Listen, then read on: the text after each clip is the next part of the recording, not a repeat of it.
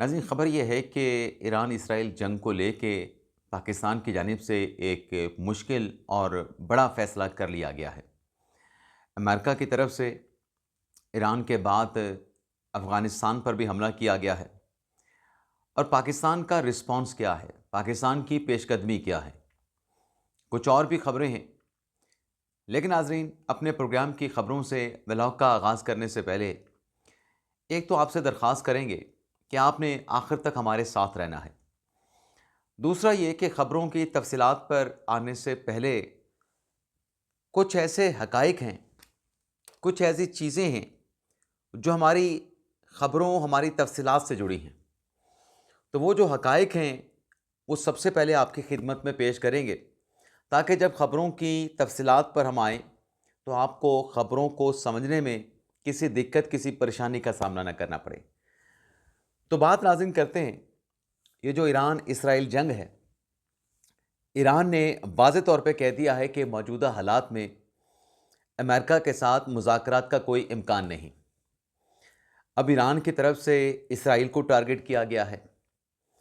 Hezbollah की तरफ से लबनान से इसराइल पे हमले किए गए हैं और ईरान ने अभी कुछ देर पहले बहरीन में और इराक में भी हमला किया है।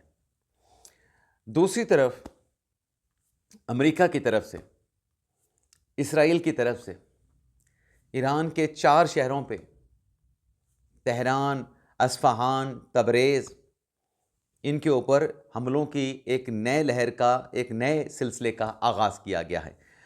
अब ये जो जंग जारी है, जिसकी कशीदगी की वजह से और इस कशीदगी के नेगेटिव जो असरात हैं, वो ना सिर्फ ख़ित्ते के ममालिक पर बल्कि दुनिया के ममालिक भी उन नेगेटिव असरात को महसूस कर रहे हैं अपनी मईशत पर और अपने कारोबारी ज़िंदगी पे। लेकिन डोनाल्ड ट्रंप से एक सवाल पूछा गया। साफ़ी ने सवाल पूछा कि ये जंग कब ख़त्म होगी? पेट्रोलियम मसनूआत की कीमतों में इजाफ़ा हो रहा है। अब आपने गौर करना है कि डोनाल्ड ट्रंप जवाब क्या देते हैं। सदर ट्रंप ने कहा कि हम जंग ख़त्म करने के करीब हैं। इससे पहला तासुर तो ये मिलता है कि शायद जंग ख़त्म होने जा रही है। लेकिन अगली सांस में सदर ट्रंप ये कहते हैं कि हम यहाँ पर रुक नहीं रहे, यानी जंग हम ख़त्म करने के करीब हैं, लेकिन हम यहाँ पे रुक नहीं रहे, हम आगे बढ़ रहे हैं। और फिर सदर ट्रंप ये बताते हैं ये दावा करते हैं कि वो इस वक्त किस पोजीशन में हैं ईरान के ख़िलाफ़ जंग में। वो बताते हैं कि 90% हमने ईरान की जो ड्रोन कैपेसिटी है, जो मिज़ाइल कैपेसिटी है, उसको तबाह कर दिया है। और साथ में वो कहते हैं कि जो नए सुप्रीम लीडर हैं, वो अमेरिका के लिए एक्सेप्टेबल नहीं। जब इतना बड़ा दावा आप कर देते हैं कि आपने 90% ईरान की जो मिलिट्री कैपेबिलिटी है, चाहे वो ड्रोन की है, चाहे वो मिज़ाइल की है, तो फिर ये कैसे मुमकिन है कि ईरान जो है वो आबनाए हुर्मुज़ को बंद कर दे? आबनाए हुर्मुज़ से जो ट्रेड शिप हैं, वो अपने आप को इनसिक्योर फ़ील करें कि अगर यहाँ से गुज़रे तो उनका अरबों रुपए का जो शिप है, वो भी तबाह हो सकता है और जो ट्रेड एक्सपोर्ट वो लेके जा रहे होंगे, उसको भी ख़तरा लाहक हो सकता है। तो इसका मतलब ये है कि 90% ईरान की जो कैपेसिटी है, चाहे वो ड्रोन की है, चाहे वो मिज़ाइल की है, वो ख़त्म नहीं हुई है। अगर अमेरिकन सदर ये कह रहे हैं कि आबनाए हुर्मुज़ को खुलवाने के लिए अमेरिका जो है वो किसी वक्त भी मुनासिब वक्त पर जो है वो कार्रवाई कर सकता है, तो फिर 10% के साथ तो ईरान आबनाए हुर्मुज़ को बंद नहीं कर सकता। ये तो एक फैक्ट बात है। दूसरा, सदर ट्रंप ने कहा कि जो बच्चियों के स्कूल पे हमला हुआ, उसकी हमारी तरफ से तहकीकात हो रही हैं। और फिर साथ में उन्होंने ये भी डिक्लेयर कर दिया अमेरिका की तरफ से कि जो अफ़गानिस्तान हुकूमत है, ये गैर कानूनी गिरफ्तारियाँ करती है। अमेरिका ने अफ़गानिस्तान को गैर कानूनी गिरफ्तारियाँ करने वाला मुल्क डिक्लेयर कर दिया है। अब इन हालात में जब आबनाए हुर्मुज़ भी महफूज नहीं है, इन हालात में जब ईरान इसराइल जंग के जो नेगेटिव असरात हैं पाकिस्तान भी महसूस कर रहा है, तो 2 बड़े फ़ैसले पाकिस्तान की जानिब से लिए गए हैं। एक फ़ैसला, चूँकि पाकिस्तान की जो ट्रेड है, जो तिजारत है, वो 90% बहरी रास्ते से होती है, लेकिन बहरी रास्ता महफूज नहीं है। उसको महफूज कैसे बनाना है। तो एक तो अफवाज पाकिस्तान ने इस सिलसिले में पेशकदमी ये की है कि जैसे अफ़गानिस्तान में ऑपरेशन ग़ज़ब लिल हक़ का आगाज़ किया गया, जो कि अभी पूरी आबोताब के साथ जो है वो जारी है। अफवाज पाकिस्तान ने एक नया ऑपरेशन जो है वो लॉन्च किया है और इस ऑपरेशन का नाम है ऑपरेशन मुहाफ़िज़ अल बहर। यानी जो पाकिस्तान के बहरी रास्ते हैं, जो पाकिस्तान के तिजारत के सिलसिले में जो जहाज़ हैं, उनकी निगरानी करना, उनकी नक़्ल व हरकत को कंट्रोल करना। तो पाकिस्तान कर ये रहा है, ये जो ऑपरेशन मुहाफ़िज़ अल बहर शुरू किया गया है, इसका मकसद ये है कि बहरी तिजारत को पाकिस्तान की और जो जहाज़ रानी है, उनको जो दरपेश ख़तरात हैं, लाहक जो ख़तरात हैं, उनसे महफूज बनाना है। तो पाकिस्तान की नेवी में जो ऑपरेशन शुरू किया है, उसका मकसद बहरी जो रास्ते हैं, वहाँ पर जो आने वाले पाकिस्तान के जो वेसलर हैं, जो ट्रेड वेसलर हैं, जो मर्चेंट वेसलर हैं, उनको पाकिस्तान की जो नेवी है वो अपने जंगी बहरी बेड़ों के ज़रिए जो है उनको स्कॉट कर रही है। और पाकिस्तान ने इन हालात में, जब बहरी रास्ते इस जंग की वजह से महफूज और सिक्योर तस्वर नहीं किए जा रहे, पाकिस्तान की बहरिया ने, पाकिस्तान की फ़ौज ने इस चैलेंज से निपटने का फ़ैसला किया है। क्योंकि अगर पाकिस्तान इस चैलेंज के साथ नहीं निपटता या इस चैलेंज से निपटने के लिए पाकिस्तान की अफवाज तैयार नहीं होती, तो फिर आप अंदाज़ा कर लें कि 90% जो पाकिस्तान की जो तिजारत है, जो कि बहरी समंदरी रास्ते से होती है, तो फिर पाकिस्तान पे इस जंग, इस कशीदगी का जो इम्पैक्ट है वो कितना संगीन हो जाएगा। दूसरी तरफ हुकूमत की तरफ से जो कुछ फ़ैसले लिए गए, एक तो कल वज़ीर आज़म शहबाज शरीफ साहब ने कौम के साथ खिताब किया और उस खिताब में जो मुझे एक खुशखबरी लगी, जिसमें वज़ीर आज़म ने कहा कि मैं कोशिश करूँगा जो आइंदा पेट्रोलियम मसनूआत की कीमतों में इजाफ़ा हुआ है, यानी आखिरी मरतबा जो इजाफ़ा 55 रुपये का किया गया, उसके बाद जो इजाफ़ा हुआ है, मेरी कोशिश होगी, कोशिश का लफ्ज़ उन्होंने इस्तेमाल किया, कि पेट्रोलियम मसनूआत के इस बोझ को जो है, इस बोझ से आवाम को बचाया जाए। अब वज़ीर आज़म ने कौम के साथ खिताब में ये बड़ा दावा किया, लेकिन देखना ये होगा कि जब पाकिस्तान IMF के प्रोग्राम में है, तो कैसे वज़ीर आज़म आवाम को इस बोझ से बचा सकते हैं। अब इस कशीदगी को लेके अपोजिशन तो पाकिस्तान की हुकूमत से ये मुतालबा कर रही है। अपोजिशन कौन सी? पाकिस्तान तहरीक-ए-इंसाफ, अपोजिशन का अलायंस जिसमें राजा नासिर अब्बास साहब भी शामिल हैं। अब ईरान के ऊपर जो जंग लॉन्च की गई है, जो जिस जंग का ईरान से में आगाज़ किया गया है, अब उस जंग को उम्मत मुसलमा की जंग कहा जा रहा है। सवाल ये है कि जब भारत ने पाकिस्तान पे अटैक किया, तो क्या वो उम्मत मुसलमा की जंग नहीं थी? ये फ़र्क क्यों है कि ईरान पे हमला हो तो उम्मत मुसलमा की जंग है, पाकिस्तान पे हमला हो तो उसे उम्मत मुसलमा की जंग कहने की बजाय उसे फॉल्स फ्लैग कहा जाता है, उसे ड्रामे कहा जाता है, उसे पॉपुलैरिटी का स्टंट कहा जाता है। किसकी तरफ से? अलीमा खान की तरफ से, तहरीक इंसाफ के कुछ लोगों की तरफ से।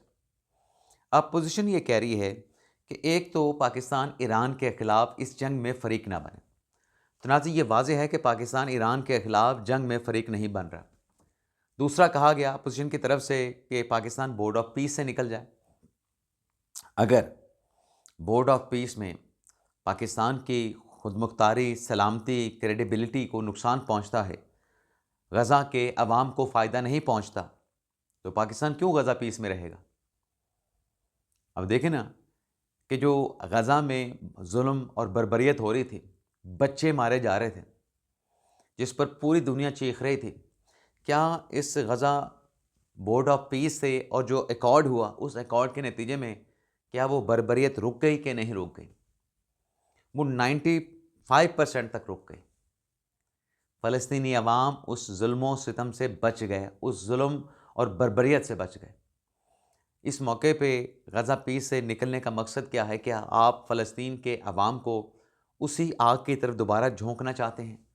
और फिर अपोजिशन ये कहती है कि जो पेट्रोलियम मसनूआत की कीमतें बढ़ाई गई हैं, उनको कम किया जाए। अब वो फार्मूला भी बताए ना, अपोजिशन के ये कीमतें कैसे कम की जा सकती हैं जब आप IMF के प्रोग्राम में मौजूद हों। जब IMF के प्रोग्राम को सबूताज करने के नतीजे में, जो कि इमरान खान साहब ने किया अपने दौर में, अवाम उसका बड़ा खौफनाक और संगीन कॉन्सिक्वेंस भुगत चुके हैं, और अभी उस IMF के प्रोग्राम को सबोताज करने के कॉन्सिक्वेंसेस पाकिस्तान के अवाम भुगत रहे हैं और आने वाले दिनों में भी भुगतेंगे। तो क्या इन हालात में जब आपने एक मर्तबा उस मुआहदे को वायलेट कर दिया और अभी तक आप उसके जो नताइज हैं उसको फेस कर रहे हैं, झेल रहे हैं, तो क्या आप मज़ीद इस बात के मुतम्मल हो सकते हैं कि फिर एक मर्तबा IMF के साथ हुए मुआहदे एक्सेप्ट किए गए उनकी शराइत को सबोताज करें, वायलेट करें, तो फिर अगली मर्तबा उसका ख़मियाज़ा क्या होगा, उसके नताइज कितने संगीन होंगे और उसका डायरेक्टली इम्पैक्ट जो है निशाना पाकिस्तान के अवाम बनेंगे। अब वज़ीर आज़म ने जहाँ एक तो ये कहा कि हम ये कोशिश करेंगे कि पेट्रोलियम मसनूआत का जो बोझ है, जो आलमी मार्केट में कीमतें बढ़ी हैं, इसे अवाम पे पास ऑन ना किया जाए, बचाया जाए, जिस हद तक हो सके अवाम को इस झटके से, इस बोझ से बचाया जाए। लेकिन कुछ और भी इक़दाम उठाए गए हैं, तो ये भी मैं समझता हूँ कि मुश्किल फ़ैसला किया है। एक तो ये किया गया कि मराहत याफ्ता तबके का जो पेट्रोल है उसकी में 50% कटौती कर दी गई है।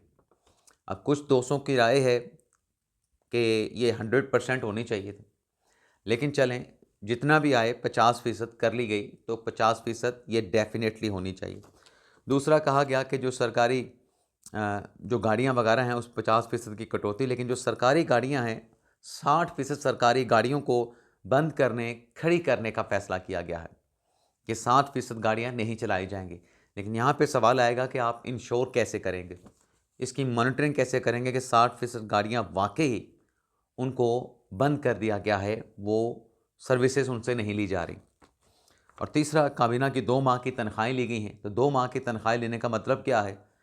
क्या जंग अभी ईरान इसराइल जो जंग है 2 माह तक जारी रहेगी?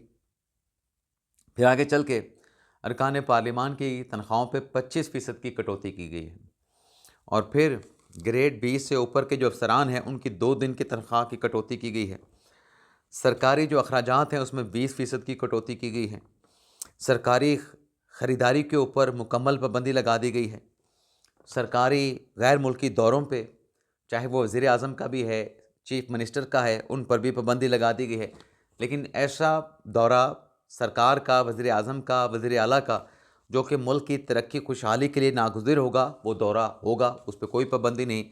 और फिर ईंधन की बचत के लिए निजी और सरकारी शोबे में भी जो है वो इक़दाम उठाने का फ़ैसला किया गया है, और उसमें अब जो कॉन्फ्रेंसेस होंगी सरकार की, वो प्राइवेट किसी लोकेशन, किसी हॉल में, किसी होटल में करने की बजाय उसे सरकारी जगह पे किया जाएगा।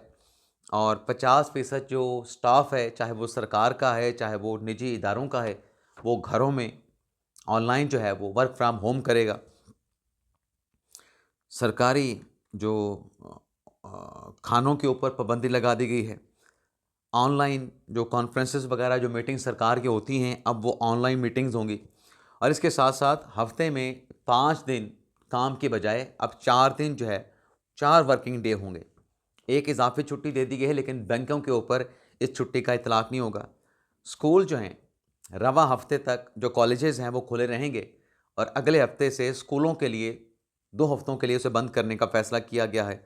और जो HEC के साथ मुंसलिक हायर एजुकेशन के जो इदारे हैं, वहाँ पर फौरी तौर पे ऑनलाइन क्लासेस का सिलसिला शुरू करने का फ़ैसला किया गया है। तो ये मौजूदा हालात में जो ईरान इसराइल जंग के नेगेटिव असरात दुनिया के ममालिक पे पड़ रहे हैं, आलमी मईशत पे पड़ रहे हैं, इन असरात से पाकिस्तान की मईशत को कैसे बचाना है, आवाम के लिए जो है वो रिलीफ का सामान या आसानी का सामान कैसे पैदा करना है, उस सिलसिले में हुकूमत पाकिस्तान ने ये इक़दाम उठाए हैं। बाकी जो दूसरा है कि पाकिस्तान की तिजारत 90% जो बहरी रास्तों से होती है, उस पर अफ़वाज पाकिस्तान ने पाकिस्तान के अवाम को अपनी सर्विसेज फ़राहम की हैं, और बल्कि पेशकदमी भी कर दी है। जो तिजारती जहाज़ पाकिस्तान की तरफ आ रहे हैं, जो पाकिस्तान ने इम्पोर्ट्स की हैं, उनको पाकिस्तान की बहरिया उस शिप को जो है एस्कॉर्ट कर रही है, सिक्योरिटी फ़राहम कर रही है। इजाज़त चाहते नाज़रीन। पाकिस्तान ज़िंदाबाद।